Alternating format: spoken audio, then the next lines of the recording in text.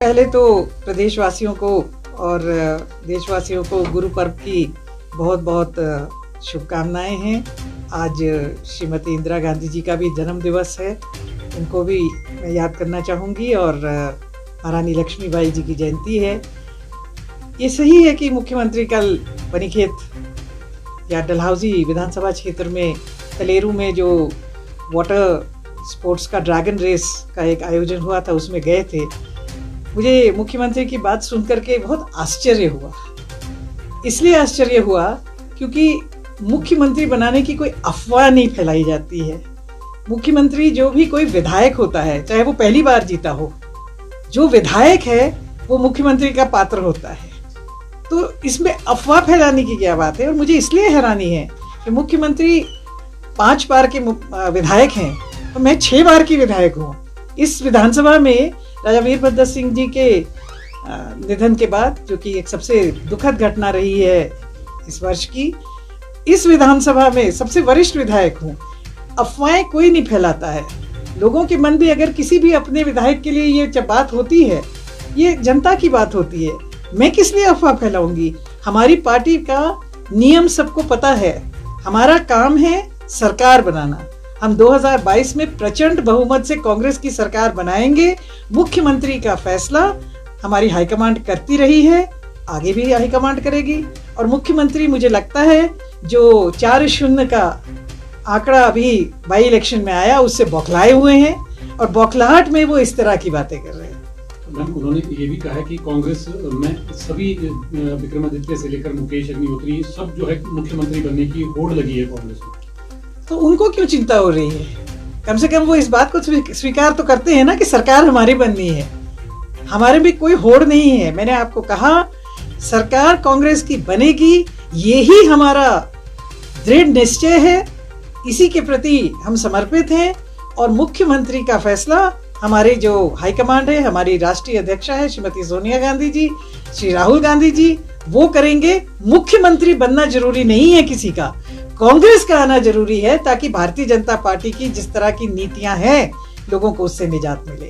जिस तरह से वो कल डलहौजी विधानसभा में गए हुए थे, तो वहाँ पर क्या लग रहा है लोगों को जो उम्मीदें थी, कुछ घोषणाएं होनी चाहिए थी, कुछ मिलना चाहिए था।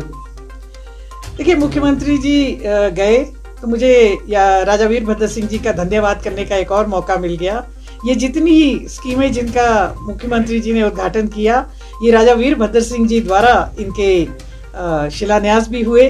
राजा वीरभद्र सिंह जी की सरकार ने ही, कांग्रेस की सरकार ने ही इसके लिए पैसा भी दिया और ये सरकार कंटिन्यूटी में होती है।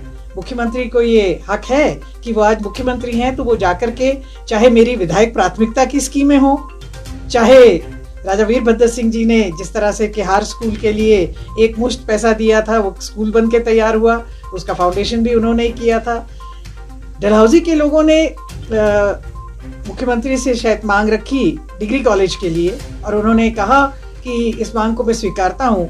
मैं तो ये कहती हूँ कि मेरे चुनाव क्षेत्र में या हिमाचल प्रदेश में कहीं भी कोई विकास का कार्य कोई भी सरकार करेगी, मैं उसका स्वागत करूंगी। मगर इसी मौके पे मैं एक बात जानना चाहती हूँ कि मुख्यमंत्री और इनकी सरकार ने तेलका नामक जगह में एक सब तहसील का नोटिफिकेशन की हुई है। मैं ये जानना चाहती हूँ कि जब मुख्यमंत्री बात की, क्योंकि डलहौजी कैंटोनमेंट पे भी पानी की कमी है, 30 करोड़ रुपए जो है इस स्कीम के लिए आर्मी ने दिए हैं, तब जाकर के ये स्कीम जो है ये बनने की शुरुआती अपना जो दौर हम कहते हैं, डीपीआर वगैरह इसकी तैयार हो रही है और ये बड़ी स्कीम बनाने का है। ये मेरी प्राथमिकता में है। तो इसमें जहां तक मुख्यमंत्री या सरकार का प्रश्न है, इनकी तरफ से मुझे कोई इस तरह की बात नजर नहीं आई। इन्होंने कहा कि किसी एक स्कूल का नाम शायद टिकरू में कहा कि हम साइंस की क्लासें बिठाएंगे। 2 स्कूल इन्होंने पहले कहे थे इनमें साइंस की क्लासें बैठी है, अभी तक वो क्यों नहीं बैठी है। ये तो कोरी घोषणाएं हैं। और मैं सबसे पहले फिर कहूंगी कि सब तहसील तेलका का कल उद्घाटन क्यों नहीं हुआ, इसके बारे में मुख्यमंत्री जो है स्पष्टीकरण दें। मैम, जिस तरह से किसान लंबे समय से जो है कृषि कानूनों के खिलाफ आंदोलन कर रहे थे, तो आज प्रधानमंत्री ने तीनों कानूनों को वापस ले लिया है। किस तरह से इसको देखते हैं। काफी समय लगा दिया केंद्र सरकार ने। देखिए, कृषि कानून, पहली बात कांग्रेस का शुरू से ये स्टैंड रहा है कि ये कानून है ही गलत, थे ही गलत। और भारतीय जनता पार्टी, प्रधानमंत्री और उनके सारे मंत्री जो हैं, अहंकार में आकर के उन्होंने इन कानूनों को वापस लेने से इनकार किया शुरुआती दौर में, जबकि सबको मालूम था कि ये कृषकों के हक में नहीं है। और दूसरी बात ये कि जहां हम इन कानूनों को वापस लेने के लिए कांग्रेस पार्टी ने एक जो हमारा तरीका होता है बिल्कुल ही सत्याग्रह टाइप का हमारा रहता है कि हम कोई वायलेंस नहीं करते, कांग्रेस पार्टी वायलेंस में बिलीव नहीं करती है, तो हमने अपने तरीके से बात उठाई। मगर इस मौके पे सबसे बड़ी बात तो ये है कि वो 700 से ज्यादा किसान जिनकी इस आंदोलन में जान चली गई, उसका जिम्मेवार कौन है? क्या आज हम उन जानों को वापस लाया जा सकता है? हम कर सकते हैं कुछ उसके बारे में? ये कानून नहीं लाए गए होते तो आज वो लोग जो हैं हमारे बीच होते। तो ये कानून वापस इन्होंने लिए हैं। हमारा तो कहना है ये कानून लाने ही नहीं चाहिए थे। आज इन्होंने वापस लिए हैं, देखते हैं आगे ये क्या करते हैं।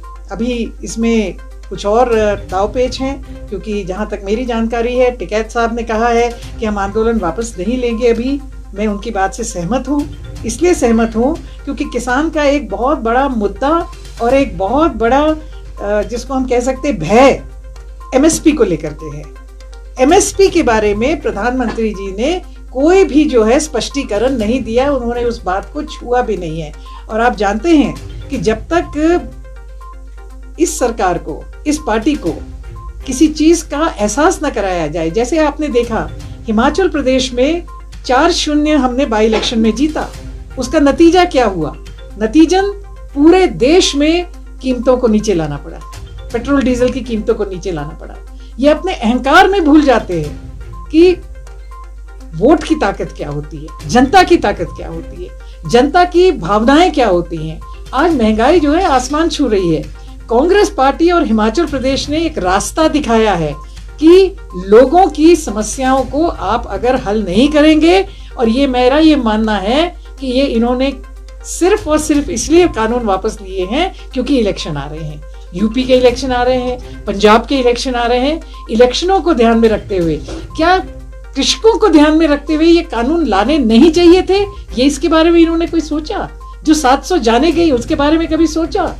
और हिमाचल प्रदेश ने 4-0 करके जो रास्ता दिखाया है, ऐसा ही रास्ता भारत की जो जनता है, मैं हिमाचल प्रदेश के लोगों का तहे दिल से धन्यवाद करना चाहूंगी कि उन्होंने अपनी ताकत को समझा, अपनी ताकत को समझ करके इस सरकार को अपने घुटनों पे लेकर के आई।